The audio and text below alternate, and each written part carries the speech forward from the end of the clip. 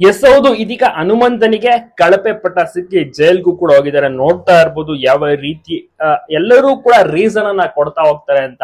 ಹನುಮಂತ ಚೆನ್ನಾಗಿಲ್ಲದ ಒಂದು ನೀರನ್ನ ತಂದ್ಕೊಟ್ಟ, ಸರ್ವಿಸ್ ಚೆನ್ನಾಗಿ ಮಾಡಿಲ್ಲ, ಈ ವಾರ ಪರ್ಫಾರ್ಮೆನ್ಸ್ ಡಲ್ ಆಗಿತ್ತು ಅಂತೆಲ್ಲ ರೀಸನ್ ಗಳನ್ನ ಹೇಳ್ತಾರೆ.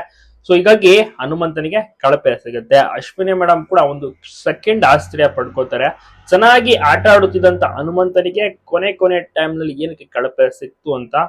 ಒಂದು ಕಡೆ ಎಲ್ಲರೂ ಟಾರ್ಗೆಟ್ ಮಾಡಿದ್ರ ಅಂತ ಒಂದು ಕ್ವಶನ್ ಅರೈಸ್ ಆಗುತ್ತೆ, ಇನ್ನೊಂದು ಕಡೆ ಹನುಮಂತನ ಆಟ ಕೂಡ ಡಲ್ ಆಗಿತ್ತು ಅಂತ ಕೂಡ ಅರ್ಥ ಆಗುತ್ತೆ. ಟಾಸ್ಕ್ ನಲ್ಲಿ ಹನುಮಂತ ಅಷ್ಟು ಚೆನ್ನಾಗಿ ಭಾಗಿಯಾಗಿಲ್ಲ. ಕಾರಣ ಏನು ಅಂದ್ರೆ ಸ್ಟಾಫ್ ಆಗಿ ಯಾವ ರೀತಿ ಇರಬೇಕು ಹನುಮಂತ ಅಂತ ಗೊತ್ತಿಲ್ಲ. ಯಾಕಂದ್ರೆ ಹನುಮಂತ ಯಾವತ್ತೂ ಕೂಡ 5 ಸ್ಟಾರ್ ಹೋಟೆಲ್ ನಲ್ಲಿ ಹೋಗಿ ತಂಗಿಲ್ವಲ್ಲ. ಸೊ ಹೀಗಾಗಿ ಆತನಿಗೆ ಏನು ಕೂಡ ಅಷ್ಟಾಗಿ ಗೊತ್ತಾಗ್ಲಿಲ್ಲ. ಸೊ ಹೀಗಾಗಿ ಸಪ್ಲೈ ವಿಚಾರದಲ್ಲಿ ಆ ರೀತಿ ಸ್ವಲ್ಪ ಎಡವಿದ್ದಾನೆ.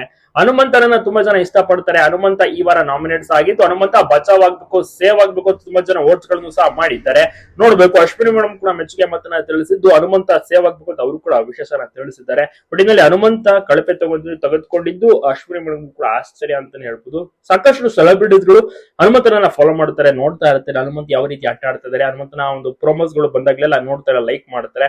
ಯಾಕಂದ್ರೆ ಫುಲ್ ನೋಡಕ್ಕಾಗಲ್ಲ, ಅವ್ರು ಶೂಟಿಂಗ್ ನಲ್ಲೆಲ್ಲ ಬಿಸಿ ಇರ್ತಾರೆ. ಸೊ ಹೀಗಾಗಿ ಇದನ್ನೆಲ್ಲ ನೋಡ್ತಾ ಇರ್ತಾರೆ, ಗಮನಿಸ್ತಾ ಇರ್ತಾರೆ, ಟಚ್ ನಲ್ಲಿ ಇರ್ತಾರೆ.